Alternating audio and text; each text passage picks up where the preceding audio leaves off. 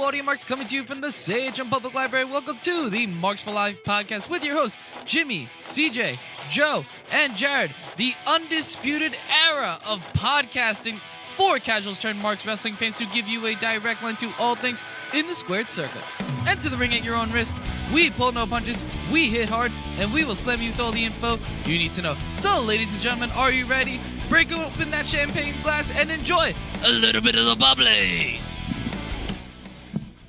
Hello, welcome to this week's edition of Marks for Life podcast, the decade-ending Marks for Life podcast. I am your host, CJ. I'm your other one, Jimmy. And I'm your host, Joe. 'Tis the season, and I am kind of surprised we're here doing this because the Mayans said we'd be dead 8 years ago. So, Jimmy, that one. The second blue one from the top. The second blue one from the top. I see we're starting well. Second blue one from the top. Yeah. Turn it. Try again. No. Your thing just sucks. Did I get Jared's one? Maybe. Did I get Jared? Okay, this is not cool. So how we have four mics, one bad one, and we have 3 people. Yet we still figured out to get the bad one. Yes. Are you good, Jim? You good? I'll figure it out. You guys keep talking. All right. So talk. Kevin Dunn is having serious problems at the moment. Poor Tully. Oh, No, boy. did we say Tully or Barry? Which one was Jimmy? Barry Windham? Yeah. He's Barry. He's Barry. I'm Rick. Am I Barry? Nope, it's not coming through. What the fuck? I feel like I hear you, but I can't tell if it's just your voice or if I'm actually hearing you. That's the problem. Poor Barry Windham. And Chris is JJ Dillon. So if this was the Firefly Funhouse, he is a Rambling Rabbit because he keeps dying. Nah, I'd say he's the McMahon puppet. He showed up once. I have to be. No, God, no, it's The Wire. What the fuck? Is The Wire? Am I coming through? Can anyone hear? I want to say yes. No, it's not picking me up through the. I think it might be The Wire. Oh, no, not like this, Jim. Wait, what if it's that part of the mic? Put it in mic 4. Yeah, take that off. Come on, you got. I'm loving how this is sounding only in audio form. Yay, Jimmy, yay! Try now. Hey, I hear something. Can anyone hear me? Hello. Yes. Okay, I'm coming through. You're coming through? Yeah. Yeah, I can see it. I don't hear myself well, but. Oh, okay. I don't know. It's okay. Most of us don't hear you pretty well, Jimmy. That's... You get drowned out by the 3 Hello. alpha There we go. Hey! So maybe it's just one.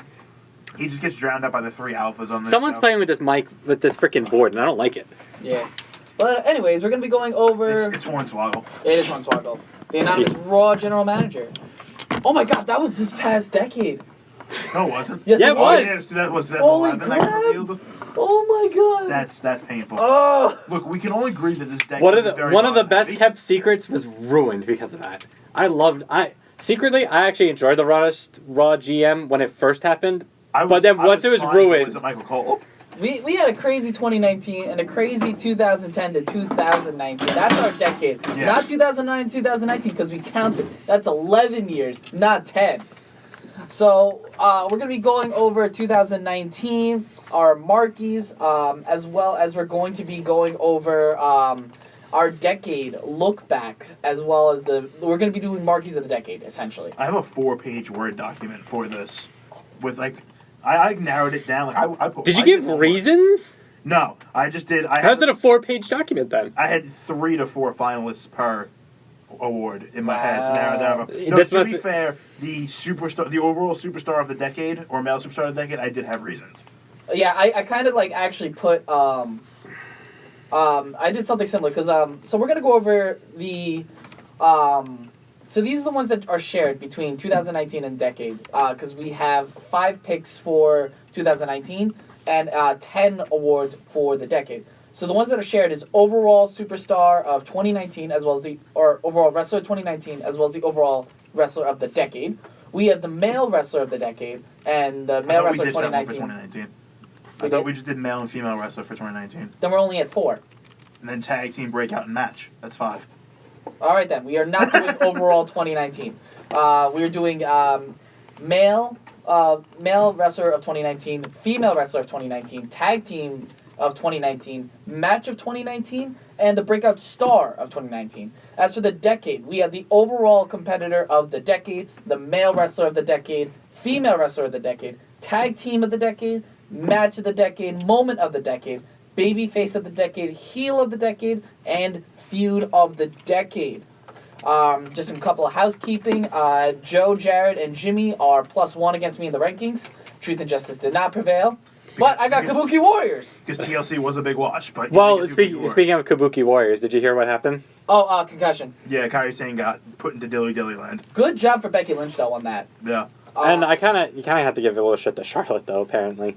Because apparently, during the concussion happened, and then Charlotte kind of took advantage of Kairi in a way, because she thought that Kairi wasn't playing along, I guess. Or I mean, she's a Flair. Are we surprised? No. But Becky did the right thing. Becky did the right thing. I think Asuka did the same thing as well. Or did some, because they were the only ones worried, and for some reason the refs weren't, like, putting up the X for some reason. Maybe they didn't realize it. I don't know. They might have thought she was just, like, selling really well or something. Exactly. Was that finish end up having to be changed, or was that the plan all along? I think that might have been the plan all along for having them to win, but I think in the way it wasn't planned to do that. Because I think the plan all along was to have Asuka be the one to take down the belt. So. Exactly. So I'm sure they probably didn't change a whole lot during that finish, but maybe a couple like bits and pieces of it.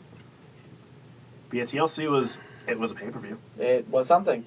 But, you know, it was something? 2019. Let's get right into it, boys and girls. So, we had a lot of shit go down in 2019. We had the start of a brand new wrestling company. Start of a new wrestling war. New wrestling war. Wednesdays are best nights. By far. Exactly. NXT has overtaken as the A show of WWE, which, you know, for the rest of it went out on top at the end of 2019 because AEW's not coming back until January 1st. Yes, they are taking off for Christmas. And this is the year of holding wrestlers hostage. Yeah. This is the year of 3 babyfaces coming out of WrestleMania as champion. Hey, Luke Harper did get finally released. So. Yes, he did. The Revival actually winning 2 tag belts, 3 tag belts this year. Well, it was also the year of the wild card rule.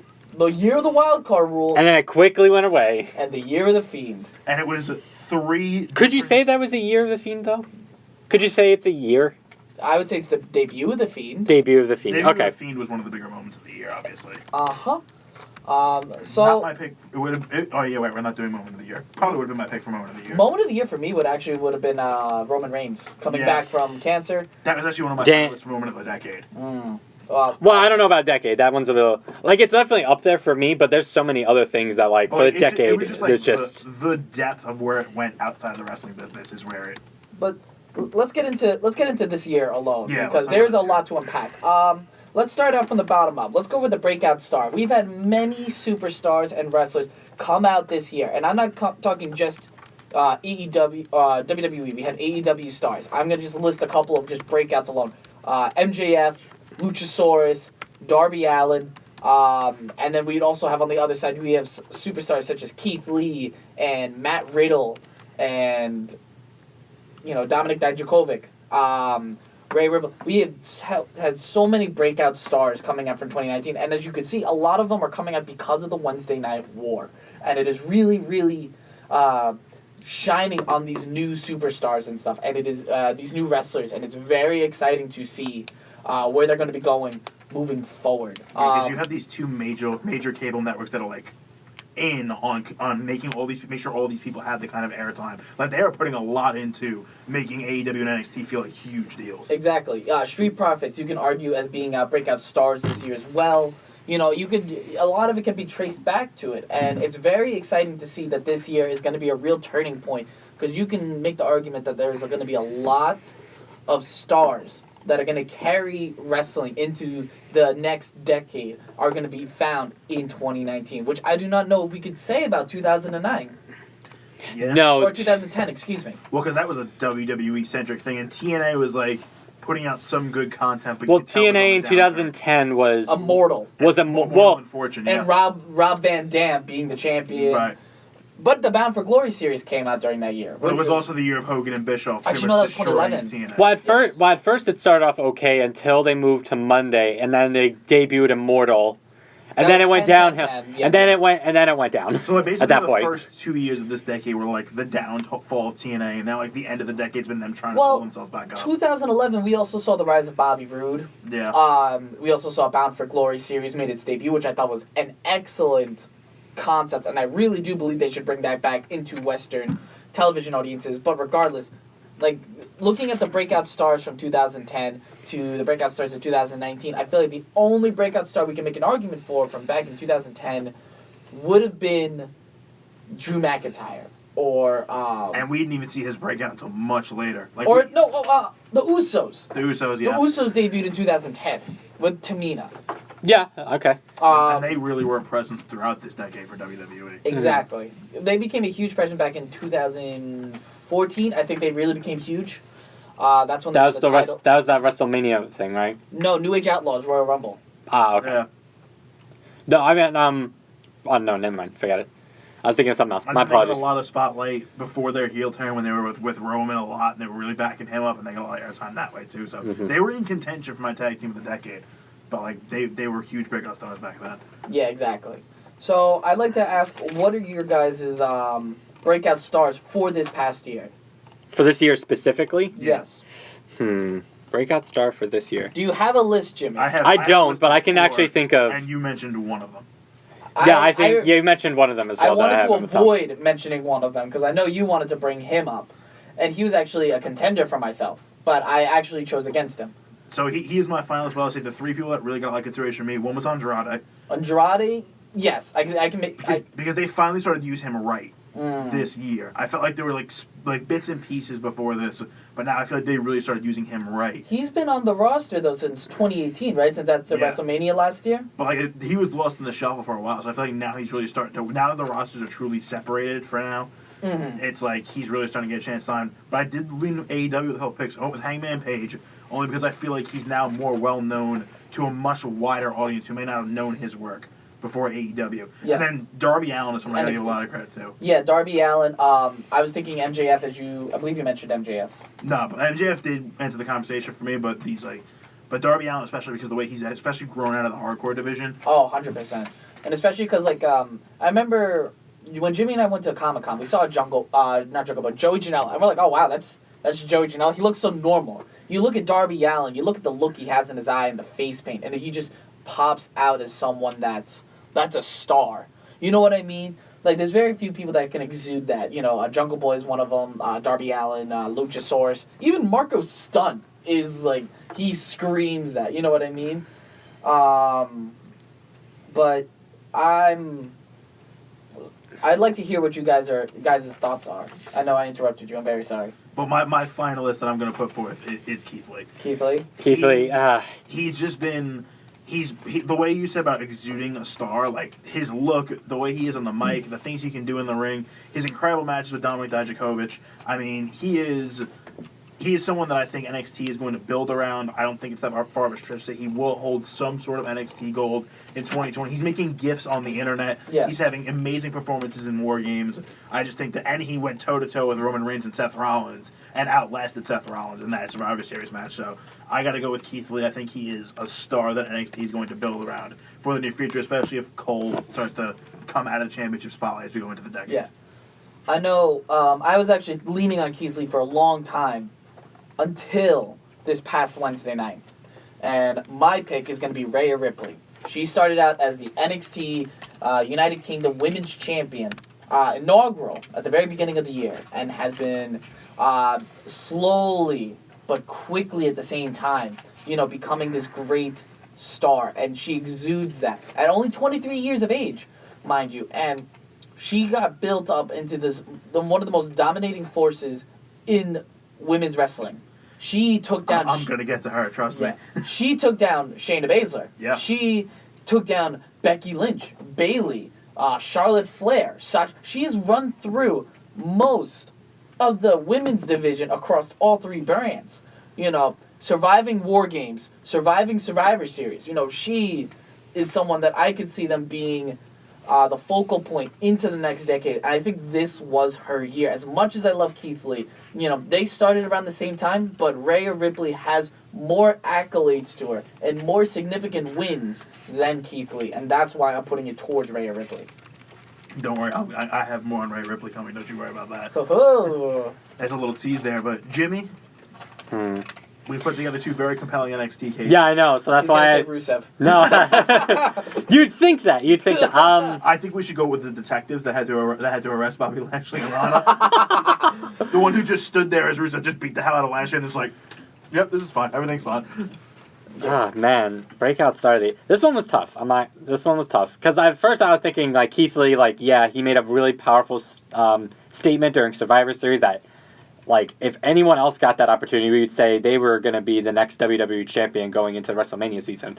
As of right now, I don't see that going forward for Keith Lee right away, just because I think Jared had said I think getting an NXT title would be great for him as of right now before he makes a jump to the main roster.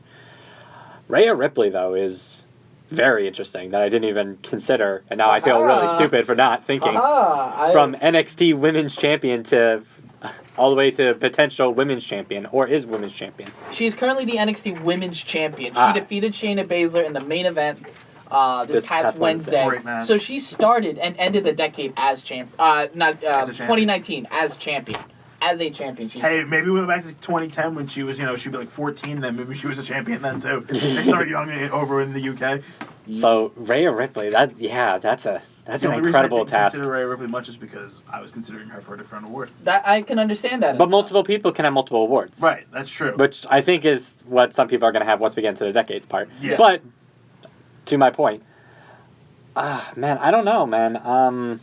I don't want to just go with one of your picks just because that doesn't seem like fun. I thought that was the whole point of this. Here's a question. Is there anyone out of all the names that we said that you think we didn't give enough attention to? Because there was a lot in there that we've said before we got to our picks. We glossed over a lot of names and stuff, and not for that they did not deserve it, but just for lack of time. Right.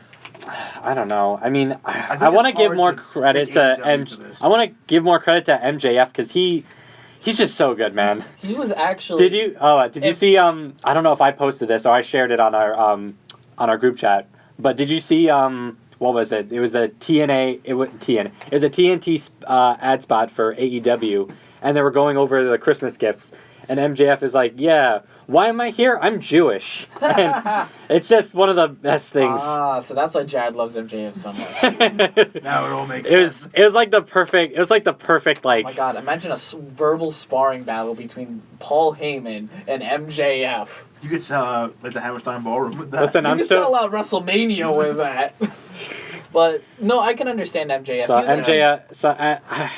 He He was my heel of 2019, actually. Like, he was definitely on there for heel of 2019. If we had that list, yeah. Corey Wilde would have another name to consider for that too.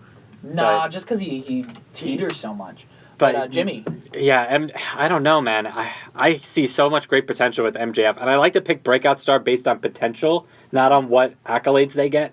And I think if strapped a rocket on all three of these people, they'll go far. But I think MJF will go down as an all-round wrestler, like well-rounded from both speaking, in-ring, and just presence on the stage and television. So we have a triple threat tie here. Well, let me stop you right there, Jim. You want to talk about age? MJF and Rhea Ripley, same age. But how many titles does MJF have? None. I didn't say age. I didn't say age. I said not based on accolades that they have, but based on what presence they have on stage. Has potential and accolades. But name me a promo shoot right now that she's done that's memorable. Okay, name me a memorable MJF match. The War Game stuff was pretty memorable. I was about to, yeah. I mean, yeah, good point. How old was Humberto Carrillo, like 12? But that face, Humberto I mean... Carrillo. I hate him so much. Wait, hold on. Before we continue on... Are you and Angel Garza cousins? Yes. Okay, because I knew him and someone on NXT were cousins. Yes, it's all right, both before we continue on with the thing, who do you hate more, Tyler Bate or Humberto Carrillo? Humberto. Tyler Bate at least looks like he should be older than me, with the beard and everything. Yes. Yeah, okay, so then let me reiterate this. The mustache Tyler Bate, back when he was on the UK tournament. That was a baller mustache. Like, I loved it. I thought it was great. I can't He was 19. Like that. That's fine. Yeah. That's fine. I was 20. Humberto Carrillo looks like he just stepped out of preschool, and now he's on a Raw match. Yeah.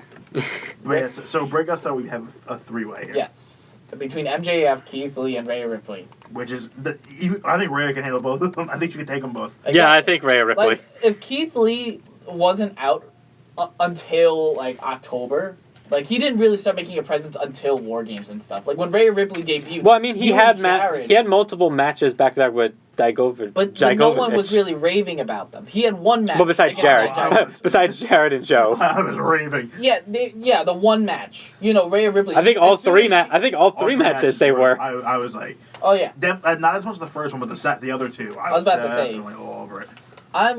I'm very interested to see where this goes. I think Keith Lee is actually too big for NXT, which actually yeah, He that's seems what like I a was Vince thinking. McMahon guy. Exactly. And I think a it Triple H guy as well. I think it goes to show that he is really liked by Vince, considering the fact that we saw his belly flaps during Survivor Series. Because in any normal situation, that would never happen. And also, I mean, think about it like this. I feel like he's been a real company guy to this point because he's seen so many people get elevated before him, and he hasn't done, what Jordan Miles didn't go out crazy on Twitter or anything. He just sat and waited, like, well, when my moment comes, it's gonna come. And now that he got his moment, Keith Lee seems like he is confident of his abilities, and he knows that there's not enough television time as well. I want to sit down and have a beer with Keith Lee. Keith Lee sounds like a fantastic person. Keith Lee is a fun person. So, yeah. I want to play video games with Keith Lee. No, I want to play video games with AJ Styles. That too. Next up on the list, we have match. Are we going to come to a I think we're going to come to a three, because there was a lot of breakout stars. Which I'm fine with that. So we got match of the year. There was not a lot of standout matches, in my opinion. There was a couple contenders, but there was a pretty easy winner in my mind. I think there was only one that I could think of as well. I know we both have our definites. I want to hear Jimmy's opinion first now. Yeah. Because we don't want to give Jimmy the out of having us pick first. Yeah. Stand on your own island. Come on, Jim.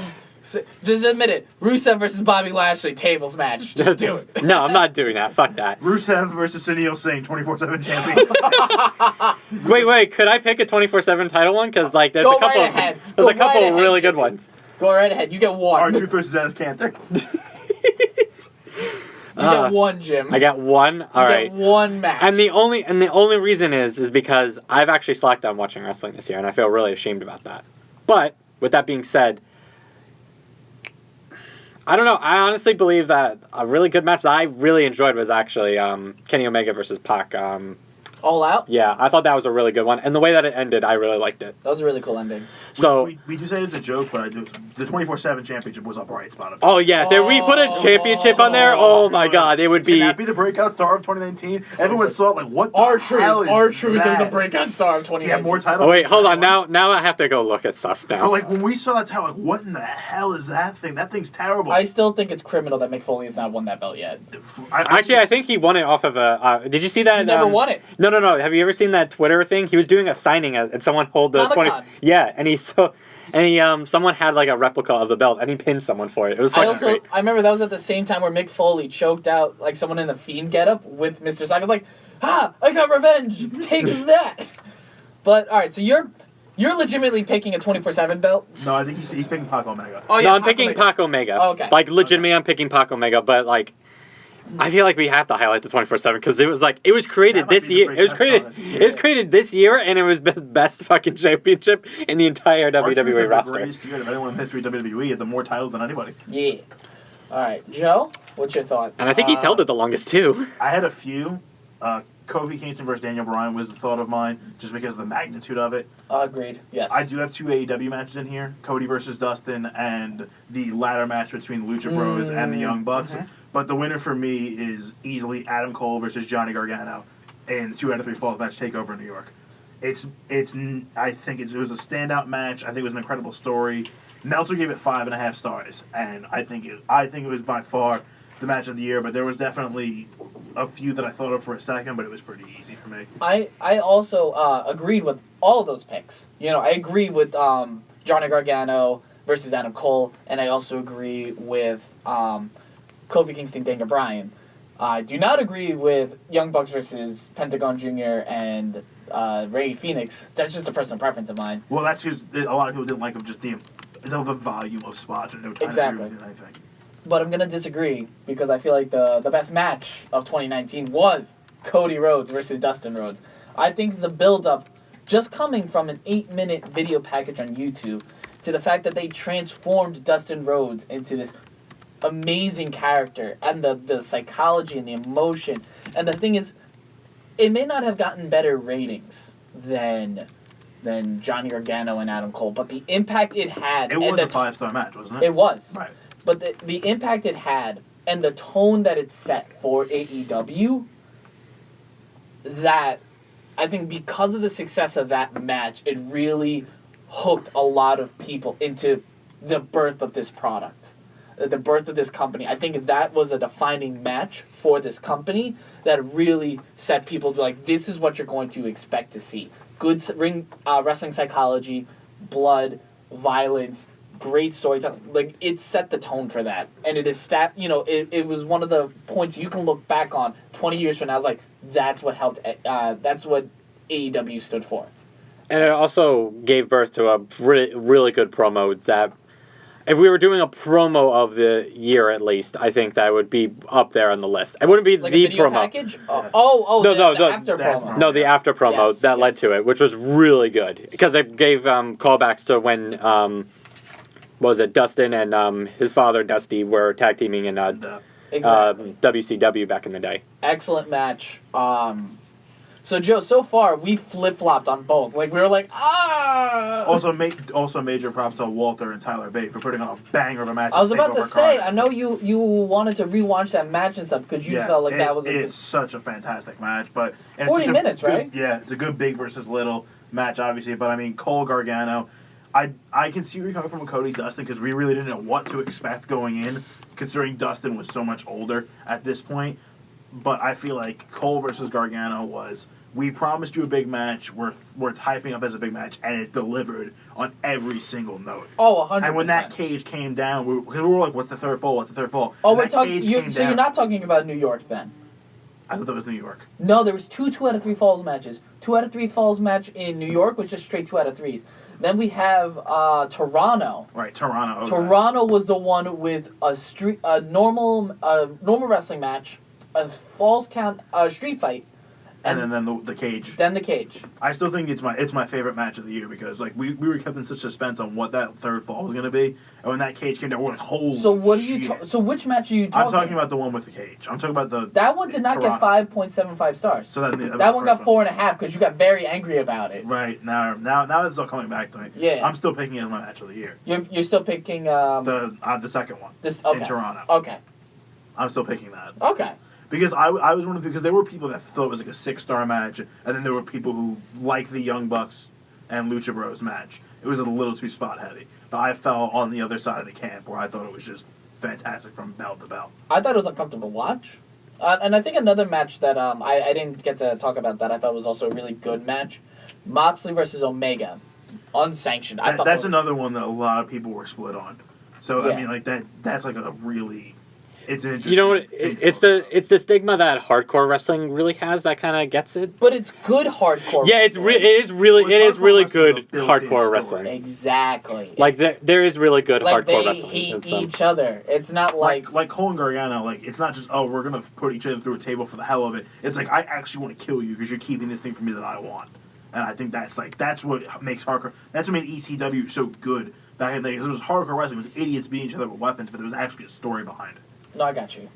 All right, so we're all split on this. Are we okay with this split? I am. We're good with split. Giving the award to Cody versus Dustin because it was a very close second for me. I have no issue with giving it to them. I do think Cole versus Gargano was the better match, but like I don't have.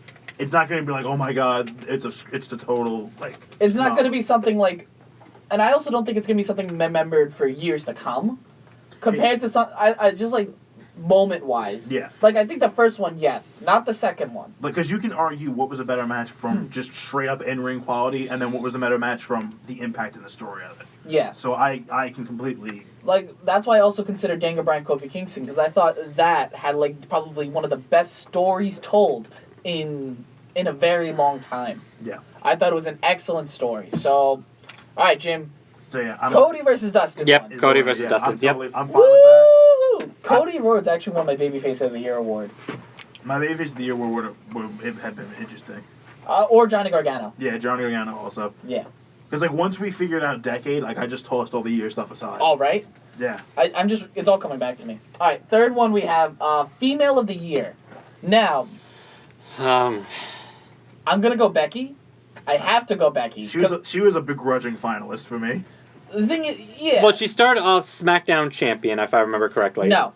Asuka had the belt. Asuka had the belt. She came in, won the Royal Rumble, main evented WrestleMania, and won both belts. Right. Yeah, She's been that's Raw right. Women's Champion Since to this day. Has not lost the belt. Has had great matches with Sasha Banks. Great matches with the Kabuki Warriors alongside Charlotte. And has an excellent program coming with Asuka.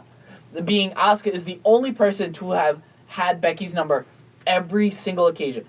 Asuka has beaten Becky on 3 separate occasions. TLC. Both TLCs. Yeah. And the Royal Rumble. Yep. So I have to give it to Becky. She is the man. She is probably the best babyface they have going, and the strongest babyface with the strongest connection to the fans they have going on the main roster. You know, that's why they couldn't even. When Seth turned heel, they couldn't even risk having Becky involved in that because one, so Seth deserves heel of the year also. He wasn't even heel for the year. He just had that heat the entire time. Exactly. I think Becky deserves it. There's a lot of people I feel like also deserved it, and I was very hesitant to give it to Becky because of lackluster booking here and there. But I feel like Becky, again, I go back to the word impact. I feel like she deserved it. She deserved it last year, and she didn't get it because fuck all you. But yeah, because Charlotte, yeah. Yeah. Like, don't get me wrong, like, Charlotte would have been, like, as a top contender on mine as well. No, not for me. No. Not for this year. Mine came down to 3. Let me guess. Shayna? Yeah. Becky? Oh, and Shayna, yeah. Rhea. Yeah. And I'm going with Rhea. I'm throwing my hat to Rhea. It may be more of a... If Wednesday night hadn't happened, I might be more inclined to lean towards Becky. But it's not that... Like, Rhea has felt... From the moment she stepped into NXT and kicked in the door, it was like, hey, Shayna, you still haven't beaten me. It was like, holy shit, this chick's a big deal. Yes. And you could even see when she was in NXT UK, where, like, eventually she's going to be brought stateside, and when she is, she's going to be a huge deal. And she had an incredible moment with an incredible match with Shayna Baszler, which not many people can say that they got a great match out of Shayna. And she had this big moment, the full set of crowds mobbing her in the ring. She's all hyped, and I'm like, this is a perfect way to end 2019. And I'm just going with, I think Rhea Ripley deserves it. I think she's going to be. That's the only reason why I didn't pick her as my breakout I know, that's star. why. I it's knew because that's I'm what like, you you were know thinking. what? I'm not double dipping. Give my man Keith some love. But I am full on with Rhea Ripley here. Let's bring the nightmare. I can respect that. I really can. But I have to... No, I have Candice LeRae. No, I actually... when we first started doing it, before I introduced the whole Decade thing, I was thinking a lot of Shayna because she has been the champion of NXT up until, last Wednesday. Yes. But... I don't know, man. I gotta give it to Becky this time. Like, Becky didn't get the love last year, which she somewhat kind of deserved, even though it was towards the end of the year. She did deserve it. Fuck all you. But this year, like, she was the steady torchbearer for the main roster, and I'm not gonna lie, the main roster needed someone like Becky Lynch on the entire time. So this one I feel is deserved. So I'm gonna give my hat to Becky on this one.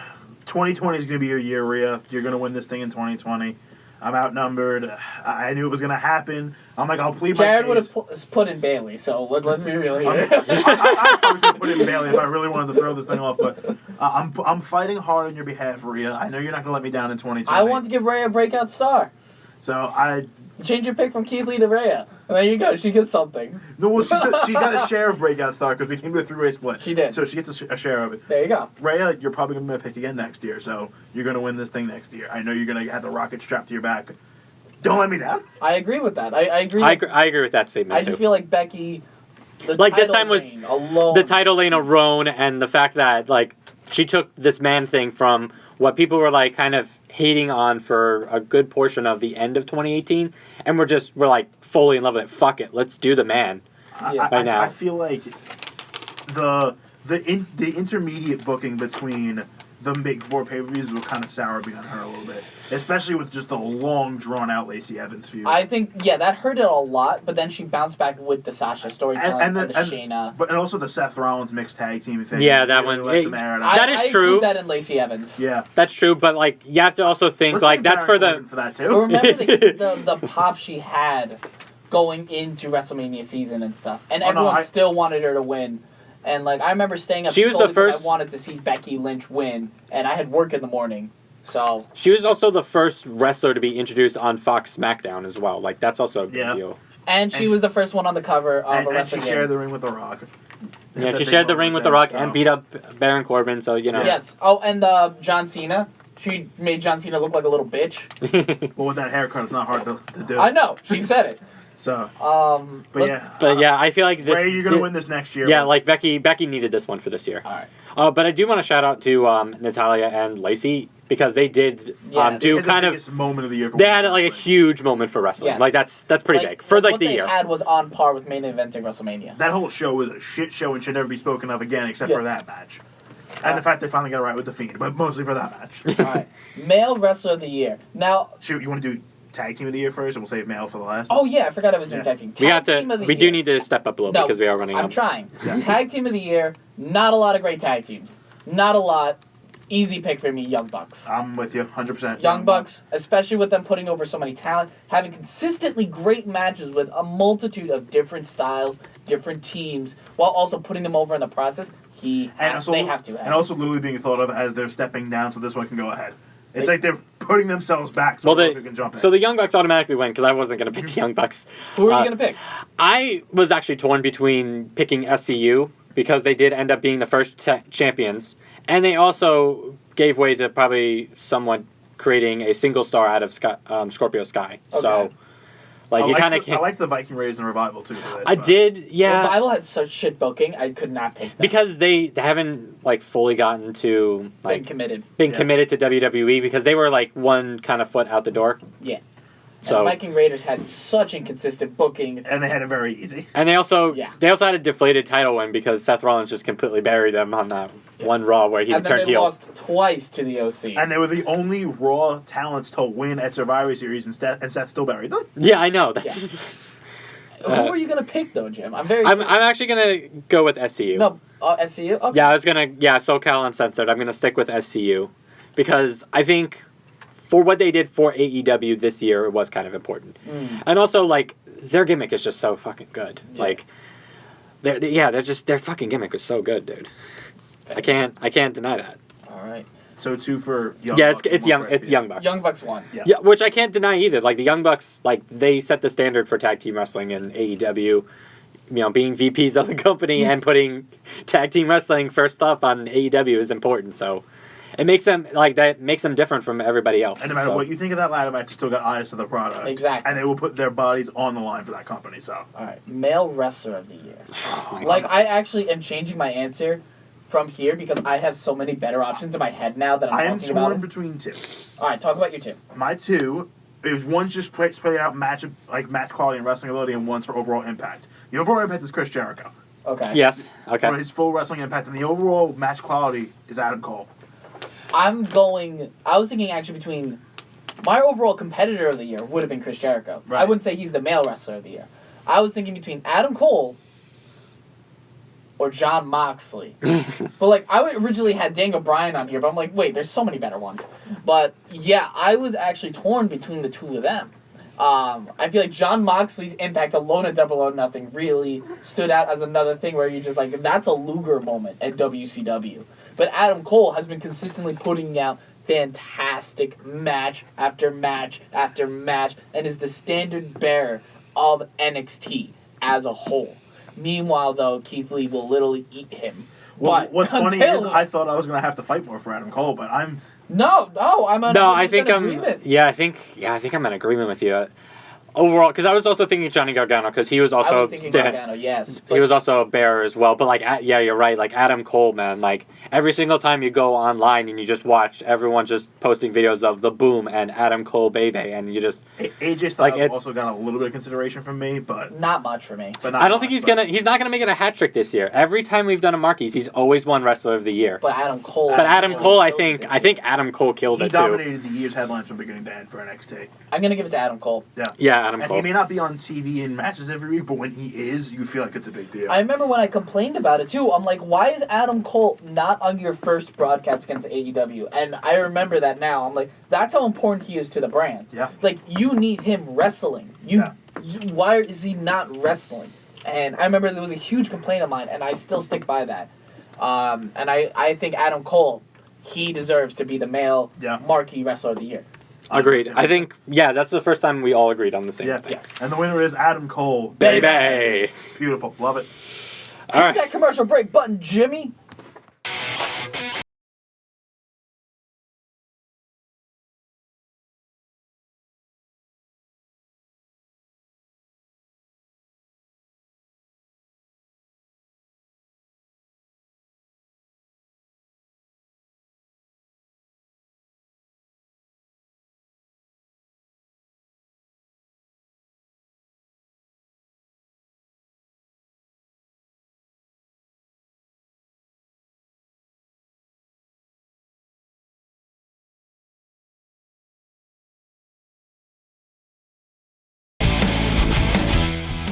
Roll the footage, monkey.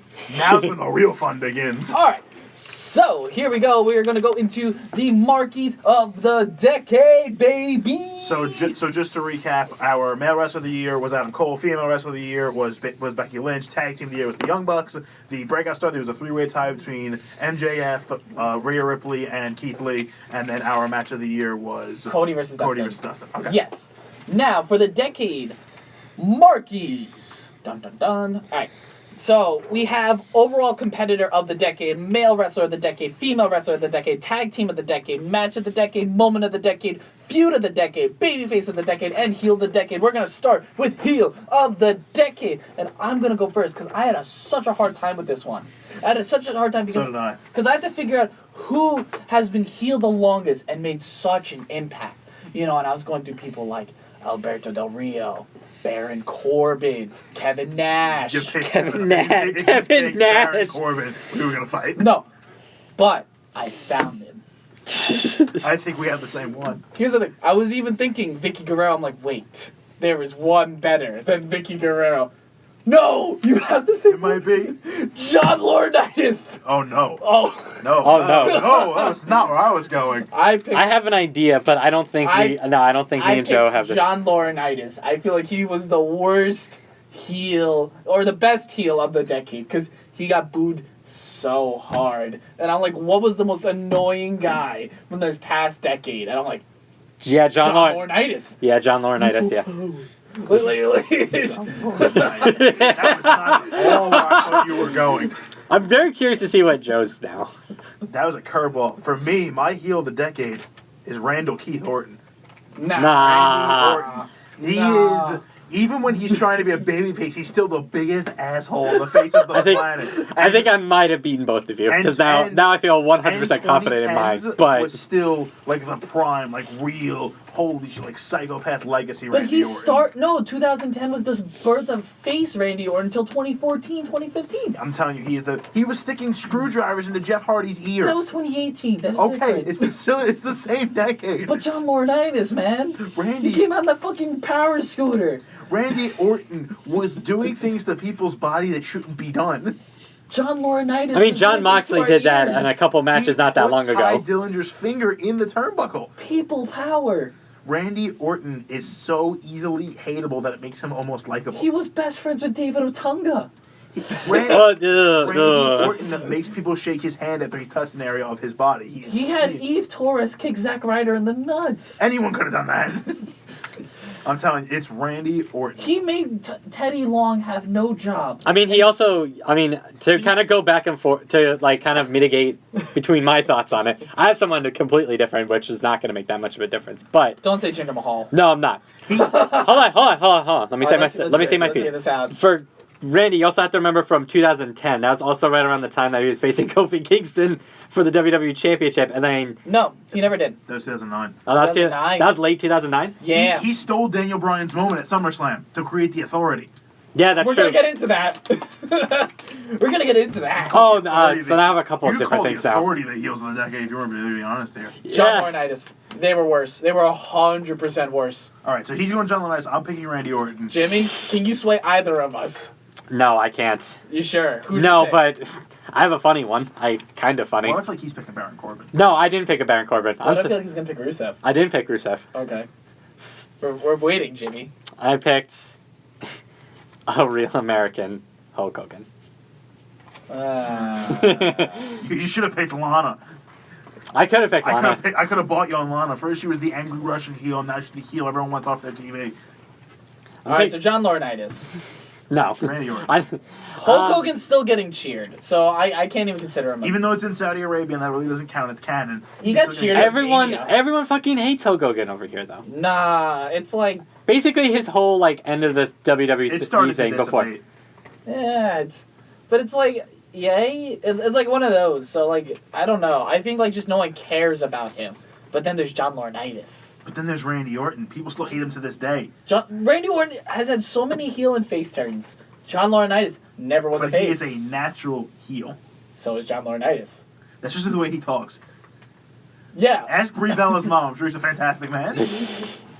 Oh yes. Well, just imagine that. It's fucking annoying. Randy Orton. John Laurinaitis. I don't know. John Laurinaitis' impact wasn't for that long. Randy Orton's impact has been felt. Well, I was also entire thinking decade. Hulk Hogan because of his stint at TNA, which basically ruined that company.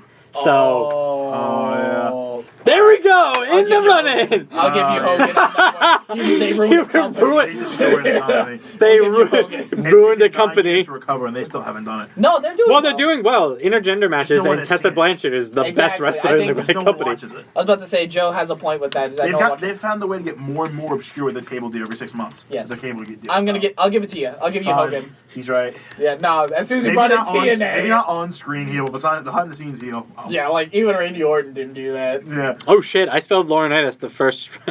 I spelled Laurinaitis the right on the first try. Wow. Look at you. I don't know how to John- spell John Laurinaitis. Johnny Laryngitis. Yes, but we'll give you Hulk Hogan, Jim. Yeah. Like the racist thing, yeah, I guess, but then destroying your company, like, He makes a yeah, valid point. like, Alright. like the racist thing, like, yeah, and then there's Randy Orton that has, the dick thing, and then John Laurinaitis speaks. He may have But- tried to bring down a company by punting his chairman in the face, but he's never actually brought one down. He never got fired. Alright. I mean, also to consider, just for like honorable mentions, I think Stephanie was also a really good heel, in my opinion at least. Yeah, the late I thought calls. Stephanie was good. The Nexus, I was thinking the Nexus actually. like I Nexus thought was they a were- good heel faction that I Nexus enjoyed. was pretty good. Kevin Owens. Kevin Owens is pretty good. The true first indoctrination of Bullet Club, like with Finn Balor, Tama Tonga, Bad Luck Fale, and Carl Anderson. Before they got really Right. big, they were a heel faction in New Japan, and they were fucking amazing. And I think just because of his character work, Bray Wyatt deserves an honorable mention. Yeah, Bray Wyatt Bray as well Wyatt, also yeah. deserves it.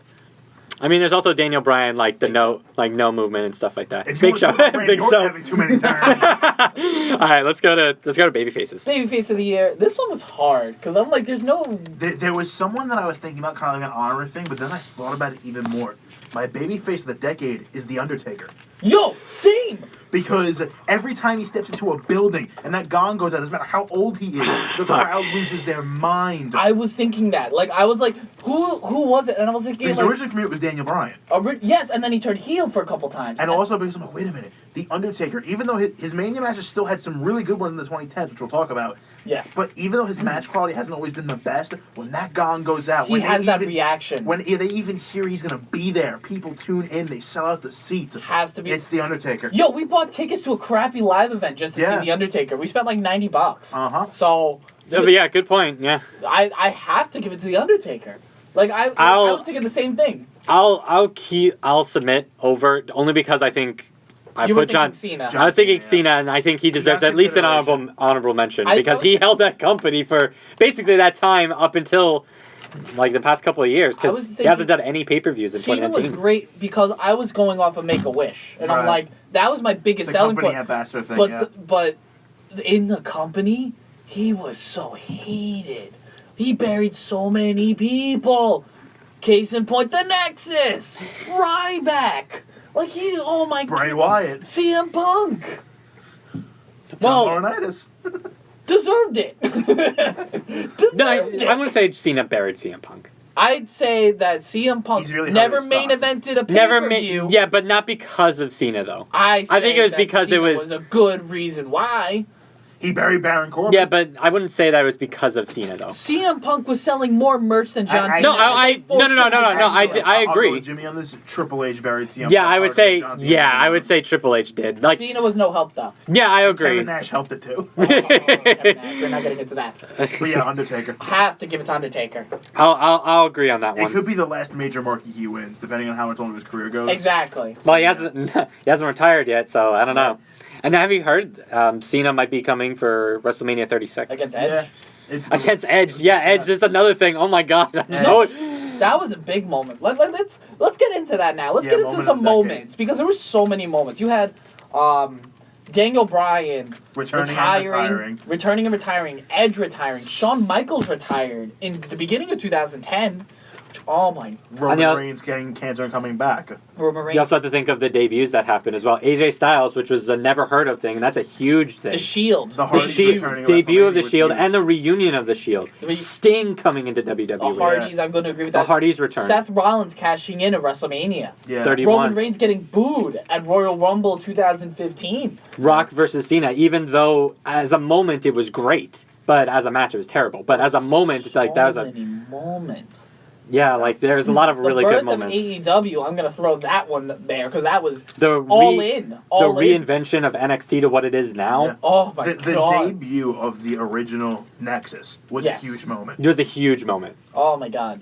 The return of The Rock the first time. The return Yeah. of Brock Lesnar the first time. Jerry Lawler's heart attack. Yeah. I'm gonna even throw that one in there because that was huge, and you just saw how great of a professional Michael Mike- Cole can be. Right. Yeah, he dropped that and never went back on it. So, like, I got to give it to Michael Cole on that one.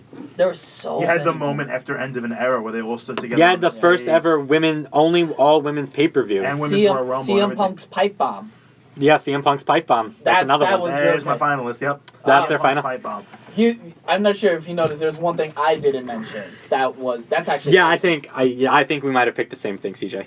You go. Undertaker streak. 21 and whoa. It's a moment, even though we didn't It's want the it to be. it's the moment. It has to. It's the moment of It's- wrestling in I was every sense of the between word. Three. CM Punk's pipe bomb. Same. Daniel Bryan's yes movement. Right. Yeah. But the Undertaker's streak. When the ref was interviewed, he's like, I thought I made a mistake.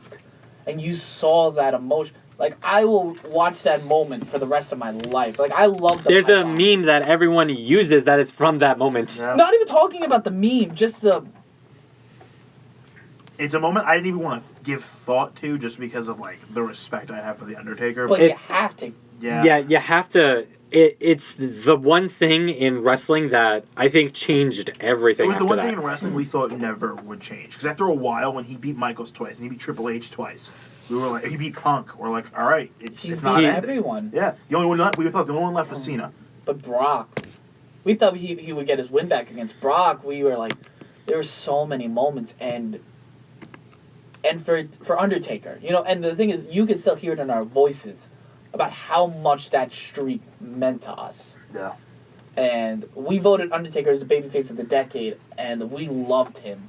And to see that happen to him, And then you watch that Broken Skull session when Stone Cold and he's like, I don't remember 90% of that night. exactly. And you know how sad that is? Yeah.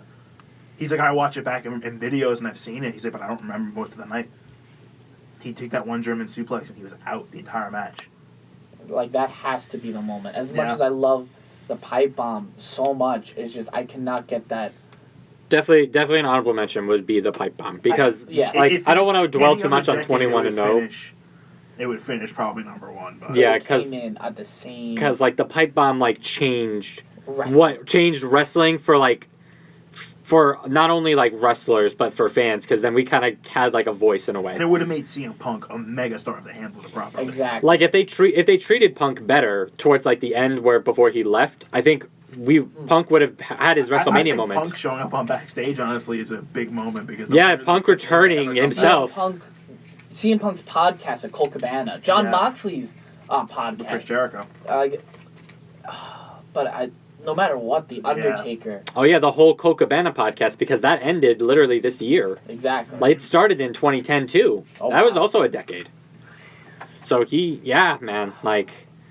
The thing is, I can't get Undertaker out of my head. Yeah, the Undertaker one, it has to, because it has. We were on the way home from the senior trip at North. Yo, my uncle spoiled that for me. Like, I woke up and I went upstairs to get food, and he said 21-1. And I'm like, you are fucking kidding me. And I watched it that night, and I was in utter disbelief. I'm like... that was the first pay-per-view ever on the network. Yes. And I was with my dad in the truck. We were leaving the senior trip from North. And I'm sitting in the car, and I'm like, Undertaker just lost. And he's like, what? I'm like, he just lost. I'm like, it's buffering like crazy, but I'm like, the referee's hand just hit 3. My dad and I bonded over the Undertaker versus Shawn Michaels 25. So when we heard about that, we were devastated. And that's one of my favorite. Like, if we were able to put that match... 2009, yeah. Yeah, I know. Like, it just barely fucking... I'm like, fuck! Because the second one wasn't that good, but the first one was amazing. And there are so many people where if you ask them about the streak to this day, they're like, I hate Brock Lesnar for that. Yeah. Like, we loved Brock Lesnar for a lot of things, but we can never forgive him For ending the streak. for ending the streak. Yeah, that's... Yeah, the pipe bomb deserves a lot of credit, but I'll take a knee on it. Yeah. 21 and woe, man. Yep. 21 and woe. All right. That's not even his only loss, which... No, it's not the only loss, but... Yeah, let's go on to something better. Like, I gotta think Let's of happy go. thoughts. Yeah. Feud of the year. Feud Feud of the decade. I- Holy crap, there's a lot of them. Yeah, there's a lot of them. Rock Cena, Omega. Gargano Cole, Gargano Ciampa, Omega Okada. Omega Okada. Holy crap, I forgot about that one. Yeah. Created the most 5-star plus matches. Edge versus the anonymous Raw general manager. Edge versus the computer, yeah. I mean, Okada versus Tanahashi, that was also in this decade. Oh, yeah, you're right. Yeah. Holy crap, that was huge. The feud that just missed this. Almost the every Jericho Michaels. current NXT WWE star who came from Ring of Honor versus Jim Cornette, like all the... Undertaker versus Michaels was a fantastic 2-year feud. It was like a nice little bow Undertaker tie versus and... Triple H. Yeah. That was a beautiful feud. Even CM Punk versus John Cena, that expanded years. John Cena, Randy Orton, I would say would be a decade-long feud. The Authority versus Daniel Bryan. That's That's another... my pick, Daniel Bryan versus the Authority, because that was such great storytelling built on real-life frustrations, and I fucking loved it. And I was thinking that or CM Punk and John Cena, but I'm like, just Daniel Bryan versus the Authority. It was such a victory.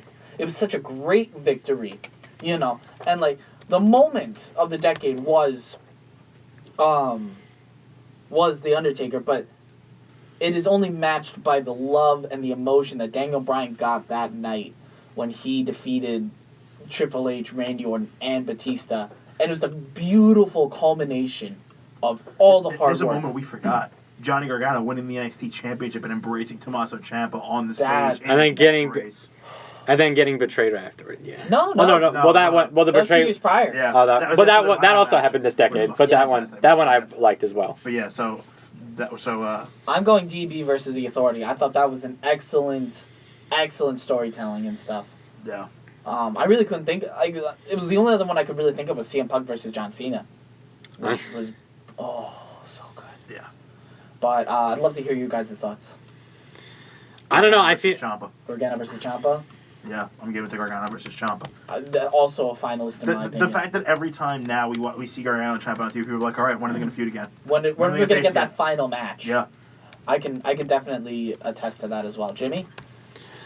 I had to go back and forth on this one, but I think for just impact over literal years, it has to be Cena and Rock. Like Cena and Rock. I know that like the matches themselves were pretty atrocious, Yeah. but like The first one was not that bad. No, the first second one Rock the second got one destroyed, and that was well, it. yeah, and then he got injured, and then I quote unquote ruined his Yeah. movie, and that's why he But can't then wrestle in the we thing. got like one of the best matches of the decade, CM Punk versus John Cena, 2013. with the right to face The Rock, which brought back the pile driver. Yeah, which was a great thing. But moment of the decade, pile driver got back.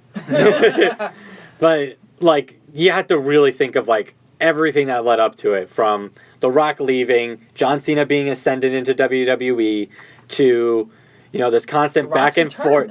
Well, the constant back and forth, like from online interviews between The Rock and Cena, like bashing each other. The Rock's return to WrestleMania, because I remember when that happened. I was watching Raw, thinking it was Stephanie McMahon at first, and then they did the whole electrifying thing. It's like, is that The Rock? And then it went, if you smell.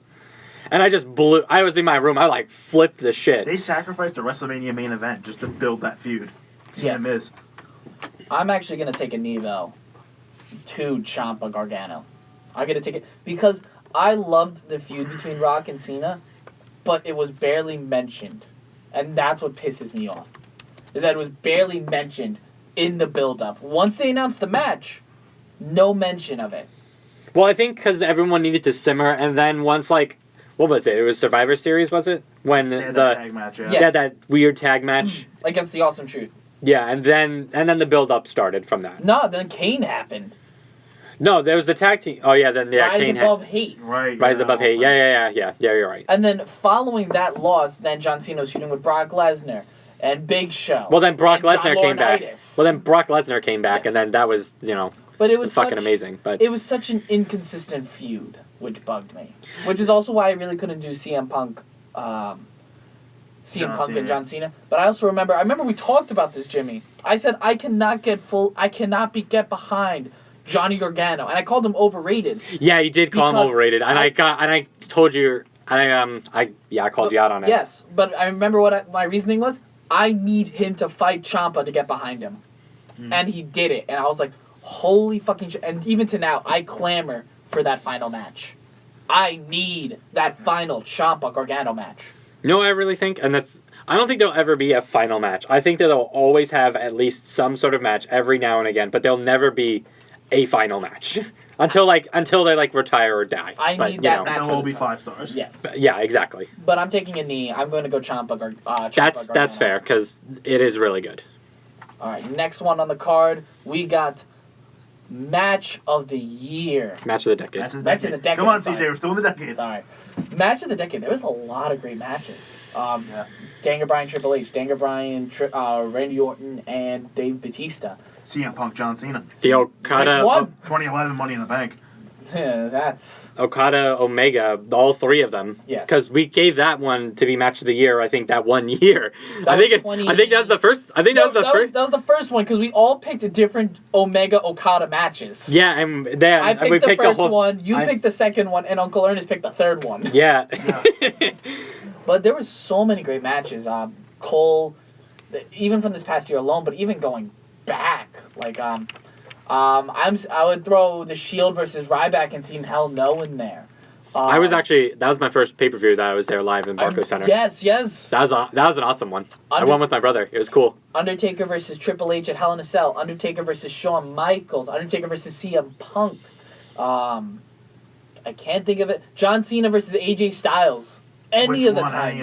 AJ Styles versus Nakamura was also match of the decade. The Japan one. I want to make it very clear the Japan one. Sami Zayn versus Shinsuke Nakamura. I feel like another never-ending series of Kenny Omega versus Jericho is also going to be on that kind of. Which one? Jericho versus Omega. The first one was excellent. Yeah. Kevin Owens, Sami Zayn from Payback. Yeah. When Sami finally won. Yes. Or was that Battleground? I don't even remember all those weird, terrible pay-per-view names. Oh yeah. One we didn't mention. No Mercy. 2006. Dolph Ziggler versus The Miz. Dolph Ziggler versus The Miz. Yeah. Yes. Another really good match. That was an excellent match. Daniel Bryan versus John Cena from SummerSlam 2013. Brock Lesnar, CM Punk 2013 SummerSlam. Brock Lesnar, AJ Styles. Brock Lesnar, Daniel Bryan. Brock Lesnar, Finn Balor. Wow, Brock. When you have a little guy. Samoa Joe versus Finn Balor. That Fatal 4 with Brock, Joe, Reigns, and Strowman. Is that it? Yes. Aleister Black versus Velveteen Dream. That was our match of the year, the first Adam one. Cole versus Aleister Black. I was about to say Aleister Black versus Hideo Itami. That was this year. That was this decade. Yeah. Let's see. Bayley Santina versus Morella Sasha. and Vladimir Kozlov versus the Nexus. Bailey versus Sasha from the first oh my takeover God, Brooklyn. You're right. Not for match quality, but just for like shits and giggles for how utterly ridiculous it is, just by the sheer participants. Vince McMahon versus fucking Bret Hart. Oh 20 shit, that was the yeah. same decade. Holy crap. Michael That was- Cole versus Jerry Lawler got a WrestleMania match this decade. Oh yeah, that's Jim right. Ross was in a match, I believe. At the No, he was a part. He was a part of like a. He was a part of that feud, but he wasn't in the match. John Cena had a match with Michael Cole in this decade. But yeah, There's been a lot. The triple threat match from WrestleMania 32 between all three of the women. Charlotte Flair, Becky Lynch, and Sasha Banks. yeah, that was really good. There's a lot of them. The last women's standing match between Becky and Charlotte at Evolution. Yes. Yes, that one was good. Such a great match. One of my personal favorites, actually, now that you mention it. But there's one match that I know for a fact I can rewatch over and over and over again and always fall in love with it every single time. CM Punk versus John Cena, 2011 Money in the Bank. Like, I can't... That's was really close for me. That had to... I know, like, it even beat out Michaels versus Undertaker 25. And I loved 20 that match. Oh yeah, for your overall matches overall, because I wasn't part of the. Well, when we had 2009 in there, CM Punk yeah. and John Cena actually beat that match. Oh, okay, yeah. The crowd, the quality of the match, The everything. entrances, everything. The ending. Oh, everything was perfect about it. You know, and like the thing is, that's why I loved Cody Dustin so much. Is it brought me back to that. But like CM Punk and John Cena, it was just everything you could ever want in that match. It was I can't pick another match. So unless you guys can think of something better and persuade me, I am not stepping down on this one. I am adding one number to my original match of the decade, Shawn Michaels versus The Undertaker from WrestleMania 26. For the simple reason of, not only was it a fantastic match, but those two matches together. Like, I was always a wrestling fan, but like for a little while at the end of the 2000s, I have patchy moments. Like, I remember John Cena coming back, winning the Rumble and everything, but those two matches brought me back into that die-hard, pulled me back into it, like that whole build where, you know, Shawn Michaels comes up through the chamber and Yeah, goes the up to same. take up the title. Yeah, the same when thing, he has yeah. that Rumble match where like Batista knocks him out, and he's grabbing the top rope trying to get back in, and he just falls, and you just see the agony in his face. That whole feud brought me back to like where I am today. So if I can't pick Mania 25, then I'm picking Mania 26. Fair. They were That's both a fair. equally as good. That's a fair one. That's a fair one. This one's tough because both those matches are so good. I mean, Except AJ Styles, 2016. Shane McMahon versus Crash 2017. Pad from WrestleMania. Oh my God, Shane McMahon and Undertaker was That was another big moment though. We didn't think Shane was going to do that big of a spot in his old age. He just I am comes to not show, giving like, Shane oh, McMahon any yeah. credit from this decade. I refuse. Hey, his return was big. his return was big. That's all I'm That was giving. the only one because it was literally like what 8 or 7 years. Whatever. Like that. I don't know. I feel like an honorable mention would be like AJ Styles versus Finn Balor. I forget what pay-per-view that was. That was but- that pay-per-view where everyone got mono, right? Or the moms. Yes. Like that. Yep. Oh, AJ Styles, Finn Balor? Yeah, and it was 2017? the Demon and TLC, yes. the right one win, and yeah, Yes. that one I liked a lot. But man, I don't know. Bray Wyatt versus Randy Orton. House of Horrors? No. The bug match from WrestleMania. You know what I'm gonna pick? I'm gonna go with Kevin Owens versus Sami Zayn NXT. That one was a really good one. Which one? The last one before Sami Zayn got called up while Kevin Owens became champion. Because when Kevin Owens came in, he didn't have a match. That was Yes, he did. No, not when he came in. Yes, he did. Yeah. he did CJ have Perry. Oh yeah, CJ. Juice Robinson got murdered by Kevin Owens. No, so it was the following one after he just betrayed 2 Sami months Zayn. following his debut. Yes. Yeah, that one because that was when he did the that was when he basically ended Sami Zayn being in NXT. I'm surprised So- you didn't pick Kevin Owens John Cena 2015. I didn't because I didn't like any of them. I loved the first one. I thought that was The first one was okay, The yeah, shot because where he Owens won, won, but yeah. then Owens won lost twice after that. So no, it's like no one remembers that. No one needs to remember that. no one needs to remember So that. are we split now? Because We're I think split, this but is I'm the willing. final I'm word actually we willing split to. I'm willing to change it to CM Punk and John Cena though. I think this is a fair award to be split on though, because there's so many great connotations matches. this can be taken. Like the wrestling ability alone from this past decade easily surpasses many previous incarnations. Yeah. I'd say. But I think the last Mania ride from I think this is a totally fine award to just kind of take the split on. Yeah, but Jimmy's putting in CM Punk, John Cena 2011. Yeah. But when people listen to this recording, they're gonna know we were split. We were split. But We were split, but don't worry. Like we'll round up who actually won because I kept track of the winners. Okay. All right, next up. Hold on. Did I? Okay. Pay-per-view of the year. I don't think I mentioned that. I think we were still doing pay-per-view Yeah, of the we year. were still doing it. Pay-per-view of the year. There were not a lot of great pay-per-views. Decade.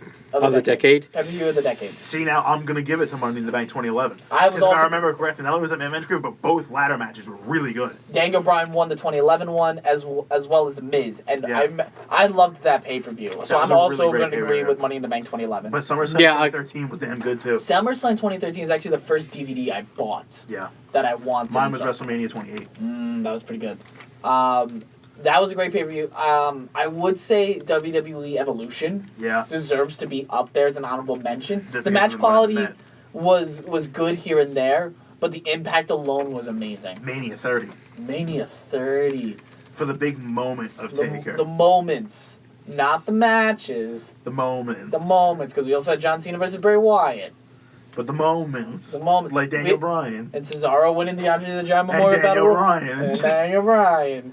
Just keep Was it 2017 or 2016 that they did the Women's Royal Rumble? I don't remember. I think it was 2017. 2018. No, they. Yeah, 2018, because that was the year Asuka and Shinsuke. 2018. Right. 2017 was Bayley, Charlotte Flair, Nia Jax, and Sasha Banks in the Fatal 4-Way.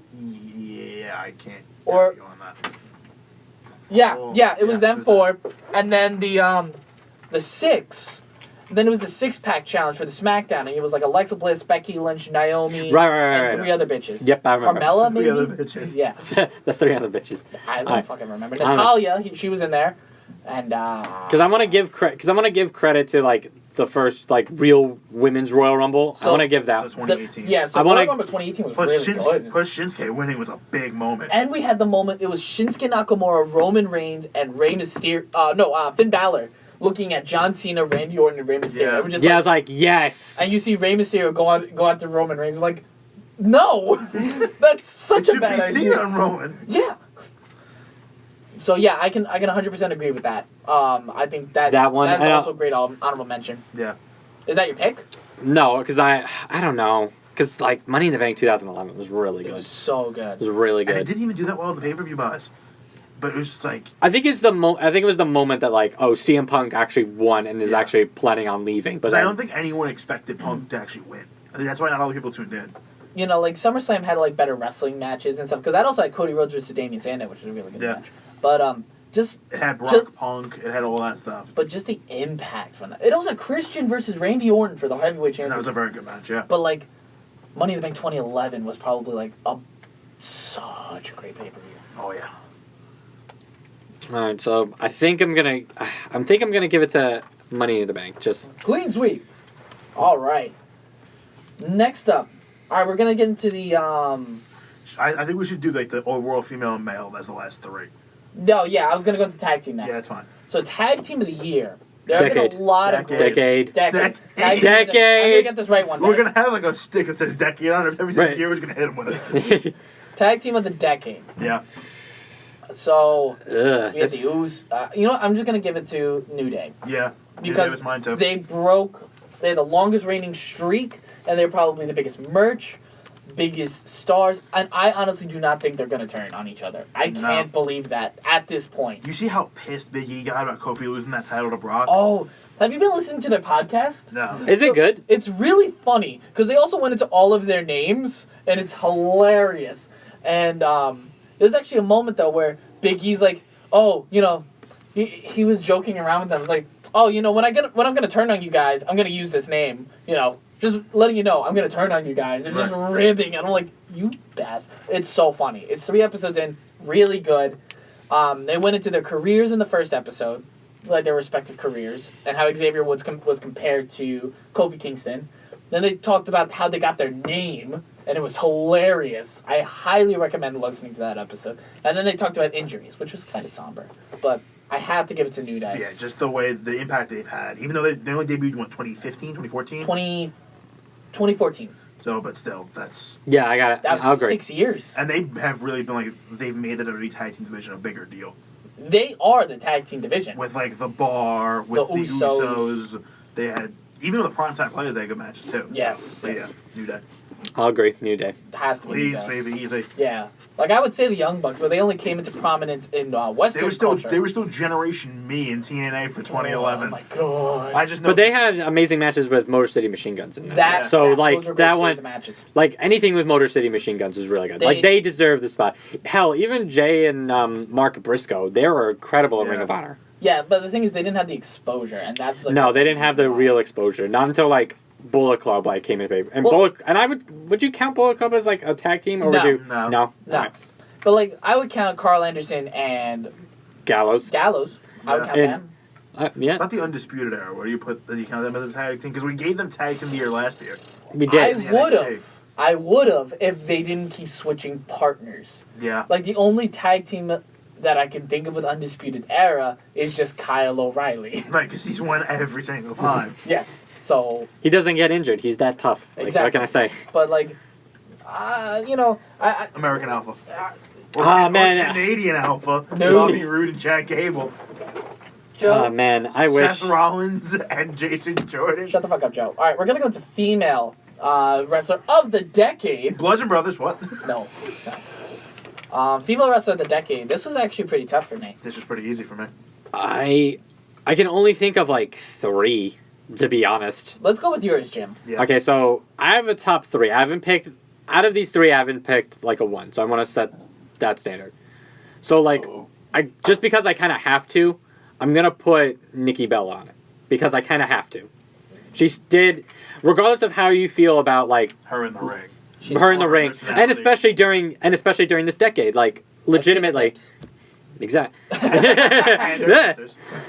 Yes. And you know her relationship with John Cena and everything. But regardless of that, like she was the standard bearer for like a majority of those years. Like you Yeah. kind of can't ignore that. And she increased her in-ring quality to match the upcoming stars. It couldn't go to down. to match the 4 it horsewomen couldn't in go general. It couldn't go down, obviously. I wish I could give it to Paige, but I can't. But she's not one of the top 3. I just want to put that out there Yeah. for Paige because I Career feel cut too short. Yeah. career cut too short. I hope that she does the same thing Daniel Bryan does and rehabs and gets those measurements and comes back ASAP because she would be incredible. But Yes.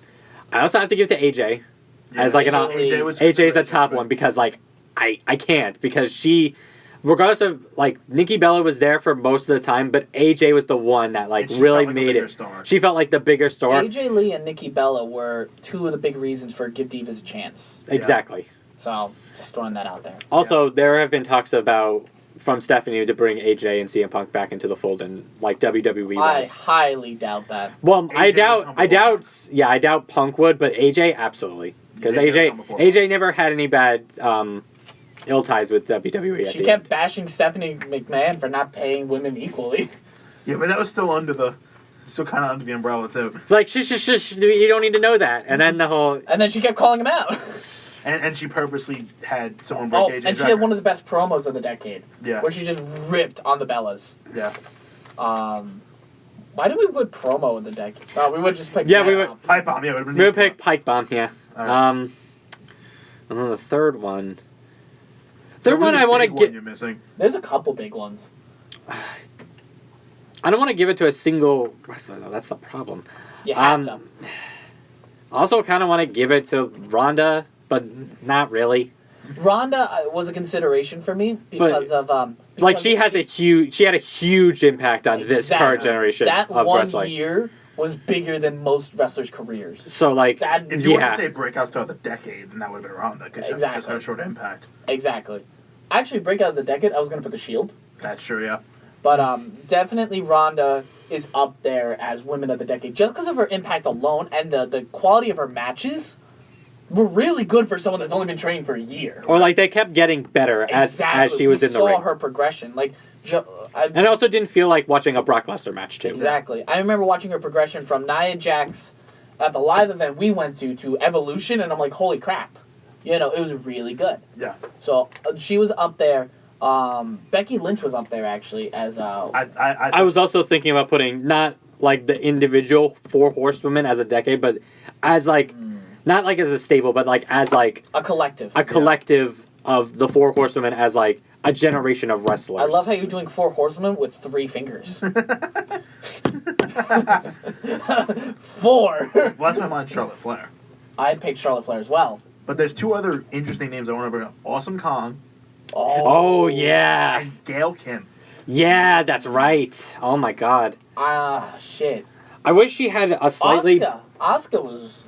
Well... For what she did? Well, yeah, in Japan and something. NXT. Yeah. NXT? And NXT.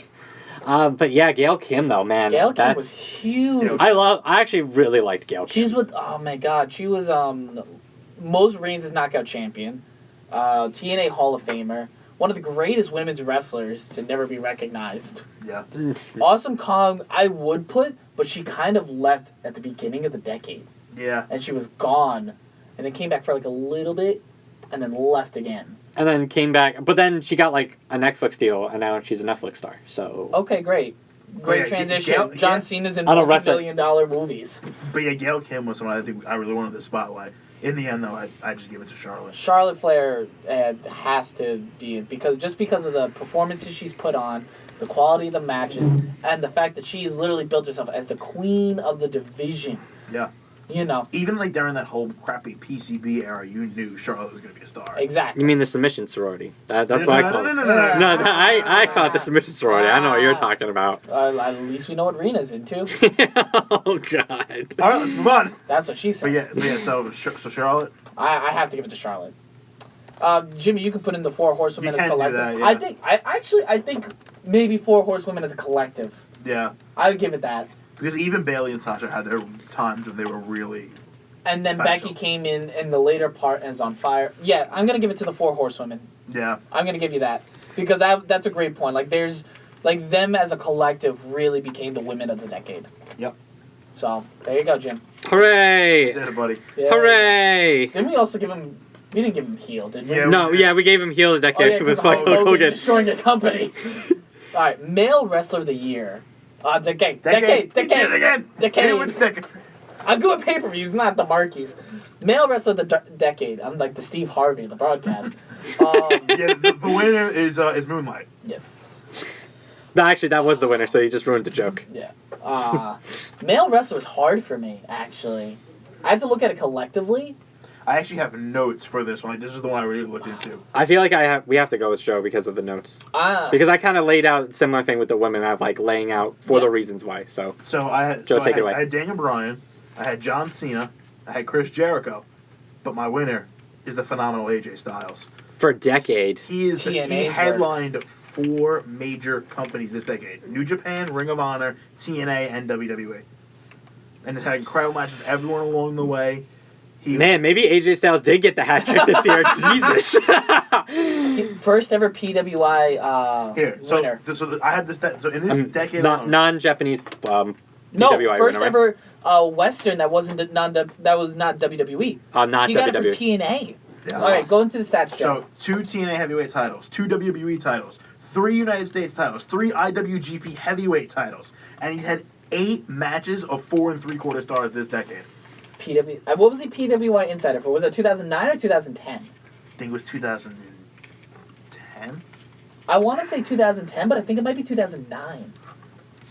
Yeah, it's AJ for me because of his 11 highest rated matches, because I had to extend to that number because there's a fucking 5-star match in there from TNA 10 years ago. Oh yes.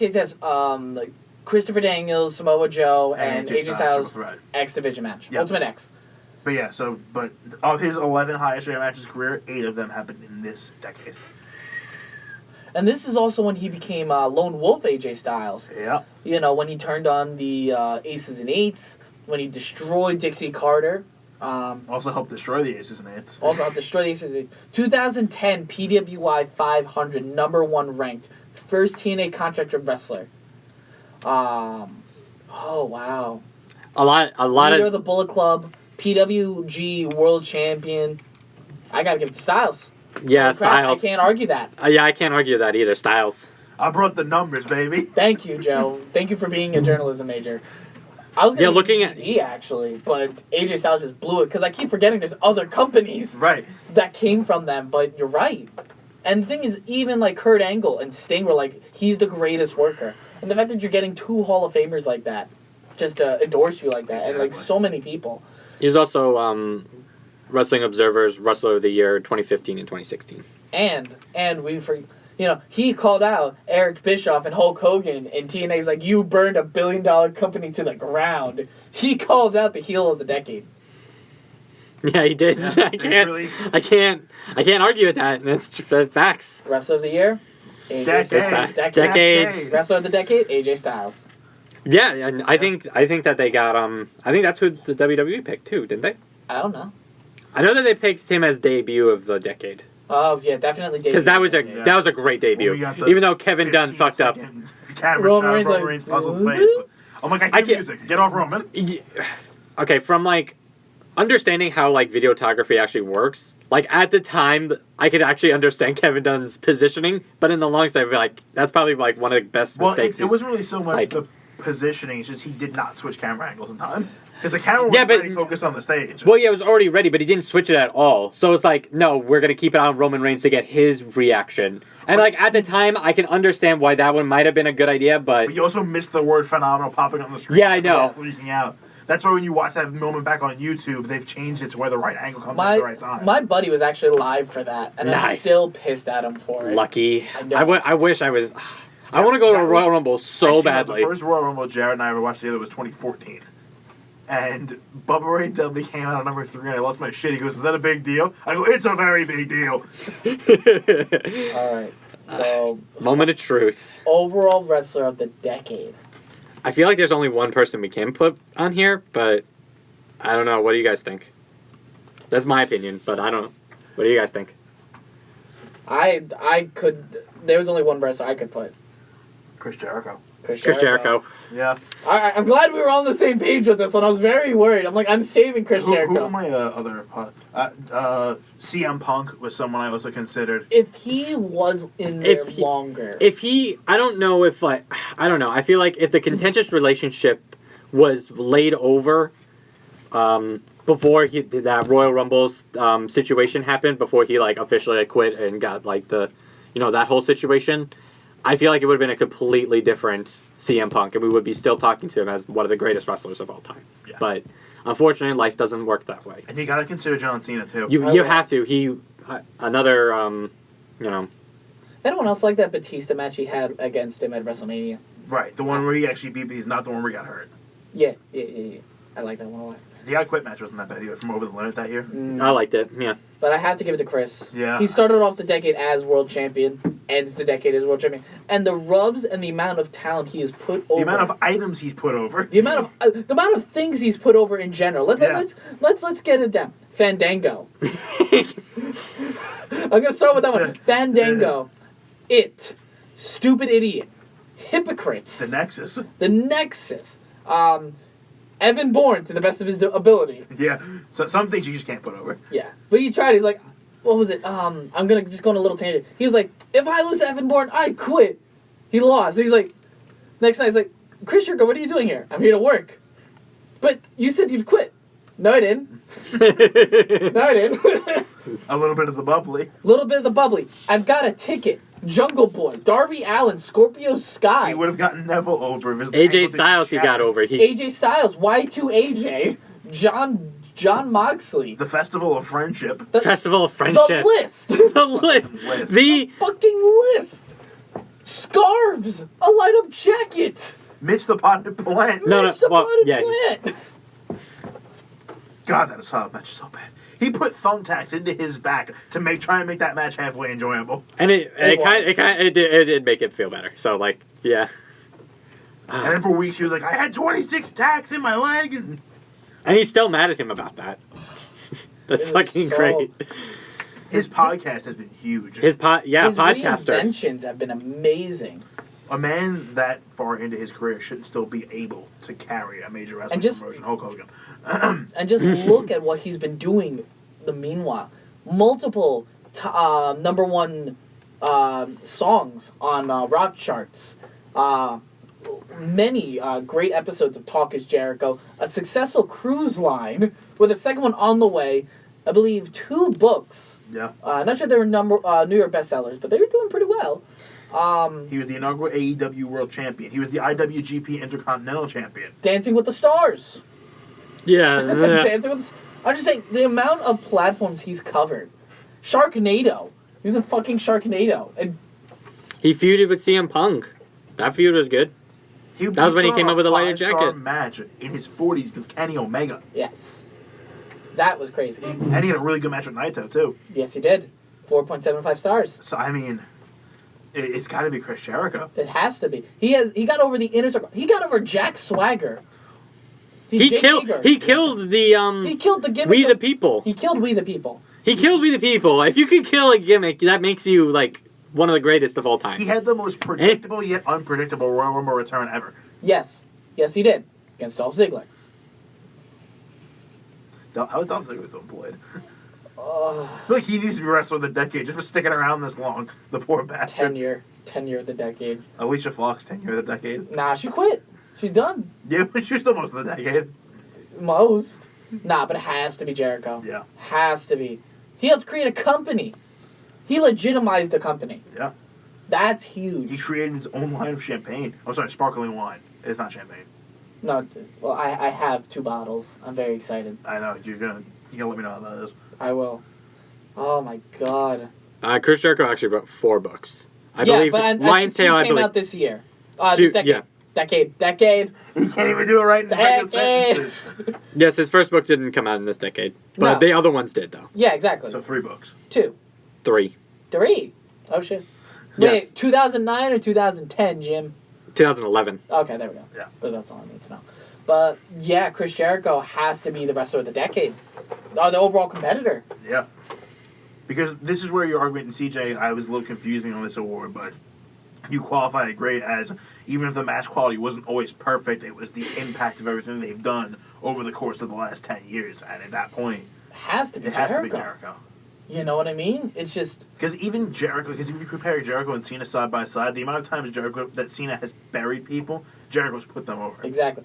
I was actually just remembering this one. Remember when I actually laughed about Jericho because I loved him so much a couple weeks ago. Well, last week I just could not stop laughing just because of how much Jericho made me laugh. And I'm remembering another one where Jericho was in the Money in the Bank match. I believe it was 2016 Money in the Bank ladder match, and he was just talking about how he's gonna win, and that how he's the greatest Money in the Bank ladder match competitor in history. And someone calls him out, and he said, "How many have you won?" It's like, I won a couple. Where? Big Apple. Where? Big Apple Town State. I'm pretty sure that was an actual segment. I think that was the segment where they were all on top of those Yeah, ladders. yeah. Yeah, I remember that. I love that one. It was great. And I'm just thinking of all the times Jericho has been the most entertaining guy ever. Or, well, this isn't in the decade, but it's still funny. Go back to Toronto. I'm from Winnipeg, you idiot. Yes, you're right. That was 2009. Yeah. Oh, no. 2010. Was it 2010 he came... that he lost... as a part of Jericho in the rematch? Was that 2009 still, 2010? Where he had that rematch and Jericho... I think that was... That would have been 2009, because Oh. when did Edge come back and win the Rumble? 2010. It was 2010. It was Right, well, it was January 2010. Yeah, Yeah. exactly. Then he... 2009. Oh. Duh. No, it's okay. It's just See, his headset. just took his No, headset so out. they lost. Flying front. They lost the belts at TLC against DX in 2009, Yeah. Yes. and I believe they would have had to had their rematch either the last several weeks of those Raws or a couple or like the first 2 Weeks of January. Yeah, that would be it. Because the January, Otherwise- end of January was the Rumble when he and Edge were fighting. Yeah, and I Edge think won. and then when Miz Show won or it was Show Miz. Show Miz. Show Miz. Sorry, Show Miz won it. I believe in February. They won it in February. Yes, they did. I'm looking it up now because I just remember a great moment with that. But Oh yeah, I don't. It doesn't say when it was. Never mind. When what? No, just because Triple H just pushed the referee while Shawn Michaels was on all fours and then got a disqualification. Like, there's your rematch. Go back to SmackDown. But oh yeah, and then they got kicked out by all the DX. Yeah, I think that was like one of I think it was one of the very last episodes. No, it was in 20. It counted in this decade because that was a Raw reunion episode. I remember because they had a DX Army come up. Yep, I remember. Okay. I'm like, there was one. Triple H still had some fantastic moments. Was it also this decade where he called out Kofi Kingston's accent? Yes. No. No. Yeah.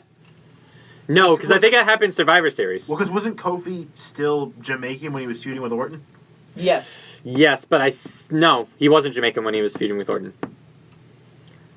Yes, he was. No, he wasn't. No, I remember. Well, I remember it was a Survivor. 2009 was his best year in that Time Machine segment. Yes. But that was also a great moment. The fucking SOS song goes like, he's like, the Jamaican sensation's back. 2009 was my best year. No, let me go. Oh man, that just reminded me of a great moment. Oh my god, the fucking rap battle between New Day and the Usos was by far one of the best SmackDown moments of all time. I'm trying to find it. I found the video. But it was posted in 2012. That doesn't tell you anything. It does not. No, it was March 3rd, 2012? No, but Mark Henry's there in the red singlet. Well, because it would have been, it was before. Bragging rights. Yeah, it was a bragging rights. 2009. Yeah. So no, it didn't count in this decade. That's unfortunate. I knew it had something to do with. I got a question. I think I got a problem. Aren't you Jamaican? What happened to your accent? You should go be like, oh. Hello, man. Yeah. Drink it in, man. Toast to Le Champion. Oh, man. You got everything over. Remember when we got James Ellsworth over? It's like, what the hell is that? Why does it have no shit? And then it got ruined by James Ellsworth. God, James Ellsworth. And when he came back in that Oscar Carmel match, I was like, ugh. And then it got ruined again. Finger of Kevin Owens. You just made the list. Oh my god. Alpha Club. He's part of that Hot Topic t-shirt line. He lit a t-shirt on fire on SmackDown like right after they made it. Yeah, I know. That was fucking great. Oh, man. Jericho, you're the greatest of all time. And we respect the hell out of you, man. We really do. We might even be talking about you for the 2020's greatest wrestler if you keep going like this. Probably, yeah. All right. Well, guys, that's the end of the thing. You want to give us a rundown, Jim, of who won what? Yeah, I'll give you a rundown, and I have a couple of questions I want to leave off with for the end of the year. Fuck off. All right, so for the decades, moment of the decade was 21 and Woe. Feud of the decade was Johnny Gargano versus Tommaso Ciampa. Match of the decade was CM Punk versus John Cena. Heel of the decade, I can't believe... 2011. 2011, yes. Heel of the decade, I can't believe I fucking got this one. Hulk Hogan. That was great. And then in comparison, babyface of the decade, Undertaker. Pay-per-view of the decade, Money in the Bank 2011. Tag team of the decade, which was The New Day. Female wrestler of the year has been Decade of the decade is split between all four members of the Four Horsewomen of wrestling, not of MMA. Charlotte Flair, Becky Lynch, Sasha Banks, and Bayley. Last name. Male wrestler of the decade, completing a hat trick that I think I didn't expect to actually happen. Thank you, Joe. AJ effing Styles. Overall wrestler of the decade, Chris Jericho. Very well deserved. Congratulations, La Champion. Yes. Then we go to solely this year in 2019, match of the year, Cody Rhodes versus Dustin Rhodes. Double or nothing. Female wrestler of the year is Becky Lynch. Tag team of the year is the Young Bucks. Male wrestler of the year is Adam Cole. Baby. And the breakout star of this year was actually a three-way between Rhea Ripley, MJF, and Keith Lee. I don't have a problem with any of those. No, I don't. I think that's how crazy it is. The Becky one kind of hurts me, but... I think you know how we felt about Charlotte, though, from last year. So you went with Charlotte, you fucking liar.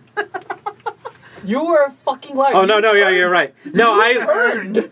No, I turned. Yeah, I turned for her to get it. Yeah, you're right. Yeah, you fucking turned. You're a little shit. Just stop it. No, I'm not letting you do that. You are not in my camp with that. I'm the only one that did it and stuck by my girl. We beat down CJ's will. All right. Now look where I am. All right. So here's a couple of So I have a couple of questions for the end of the podcast. What are we expecting most of 2020? I expect Wednesday nights to have a higher rating collectively than both Raw and SmackDown. I expect Raw to take a serious step back. Are we expecting that to be like the wrestling day now instead of Monday Night Raw? Yes, and I'm expecting it to be shown in the ratings by the end of 2020. Like collectively between the two, or just overall like NXT has higher ratings than both ones, or well, NXT and AEW combined have higher ratings than Raw and higher ratings than SmackDown. Not collectively Raw and SmackDown together. Okay. Another thing, I'm predicting that both of them will reach 1 million viewers consistently, and by consistently I mean for at least 3 weeks by the end of 2020, because the Revolution pay-per-view for AEW has sold out already. Tickets went on sale today, already sold out. Where is Revolution being? Chicago, Illinois. Chicago, alright. Yes.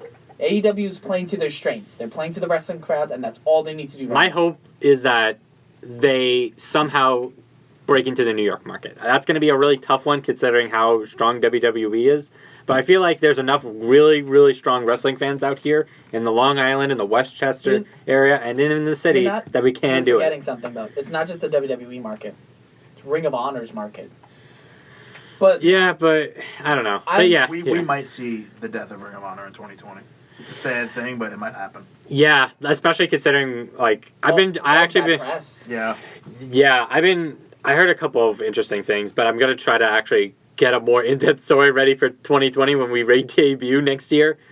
For that, and I'll have a better update on that when it comes up. What we're gonna see in 2020, an AEW video game.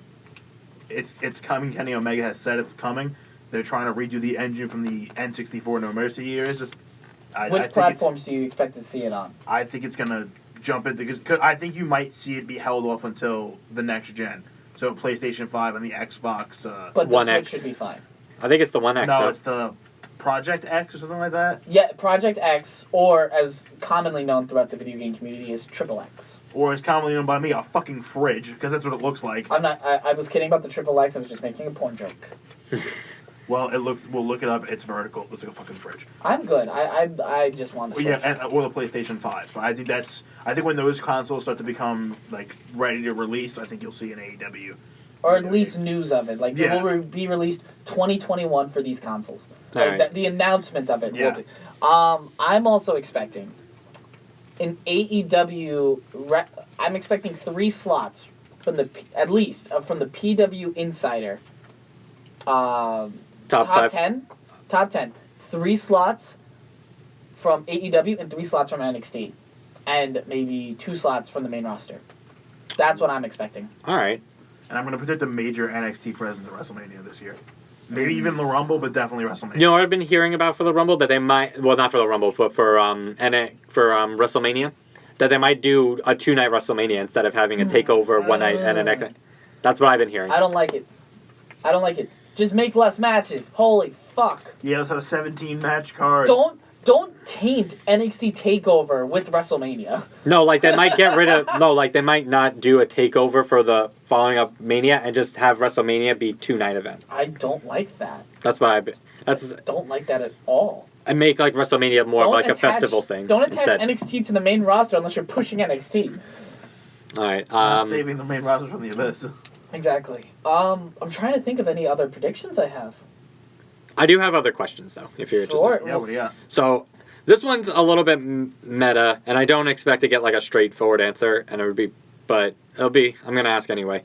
Will Vince let go of some control in 2020 because of the XFL? And he's not gonna be as hands-on, but he's still gonna have ultimate say. I think he's going to dictate a lot to Paul Heyman and Bruce Pritchard because they're like the executive directors of the brands, but I think he will still have... If there's a time when he wants to punch in the door and say, rework a whole script, he'll still have the power to do it. Exactly. That's what I don't want. And I think if it'll be... And I don't want, less Vince, because I feel like that's not really fair to Vince, because, it is, at the end of the day, his company, and he has made a lot of, quote-unquote. Yeah, quote-unquote. Start portraying Vince more as, the board of directors used to be, where, everyone's doing their own thing, but if you fuck up really bad... Or something really Vince good, will get involved. Yeah, I would like that. That would be a better way of using Vince creatively. But I also feel like... How many... sorry. But I also feel like Triple H Paul, and even Bruce Pritchard to an extent have earned that right to like be the final authority for like that night of Raw or that night of NXT or that night of SmackDown. I feel like they've earned it. They will need to run some stuff by Vince, but I think at the end of the day they will have more control. Will we see a smaller roster by the end of 2020? I think across WWE, all three brands. I think WWE is going to do a major talent cut post WrestleMania. Do you think that would be beneficial to the product? I think it depends who they cut. Well, because there's a lot of dead weight. You really do. Like you have the Canellas that's sitting around doing nothing on a huge contract. If you really want to make the revival a big deal, but like have more defined rosters and divisions from top to bottom, and just make it and cut off the dead weight. Will 205 Live die in 2020? Should have already. It should have already. There are no new episodes advertised until after the. There's nothing advertised from this point on. Will we see a last question. Will we see The Undertaker wrestle in 2020? Yes. Yes, because Saudi Arabia is still a thing. Will we see him wrestle in a program that's not at Saudi Arabia? No. I think I'm still not ruling him out for a WrestleMania match. He didn't have one this past one, though. He did have a. He showed up the next night on Raw with Elias. Yeah, but that doesn't count. Let's be honest. Come on. Okay. I think John Cena, I did hear, will have a program at WrestleMania this year, though. But I think Taker will be involved at WrestleMania. Let's put it that way. I don't know if he'll have a match, but he will definitely be at WrestleMania. Right. But I think he does get in the ring at some point.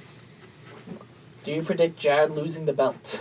Yes. I hope so. Do you predict him losing it to... Do we predict that Jimmy will win the belt by the end of 2020? Oh, I'm wow. gonna say yes just because it has to, right? The thing is, it's been 2 years. Just so you know, it took until last week for Jared to get that belt. Because I didn't give it to him right away, then he got the flu for a week. So I'm like... Oh, well. Well, that's Well, now great. it's in his room and he gets it. There you go. All right, Jimmy, here's to you, hoping you get you start off the new year right and win the fucking belt already. Decade, right? Yeah, I know. All right. That's it, guys. Happy New Year, and we'll see you next year. Until next time, Audio Marks.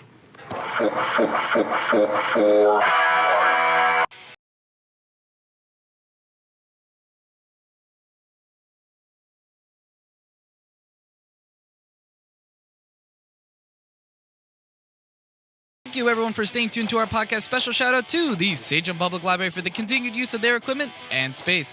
Hosted by CJ, Jimmy, Joe, and Jared. Produced and edited by Jimmy. Continue supporting us by rating and subscribing through Patreon, Audioboom, Stitcher, TuneIn, Castbox, Deezer, Radio Public, Radio.com, iHeartRadio, Spotify, Google Podcasts, and Apple Podcasts at Marks for Life Podcast.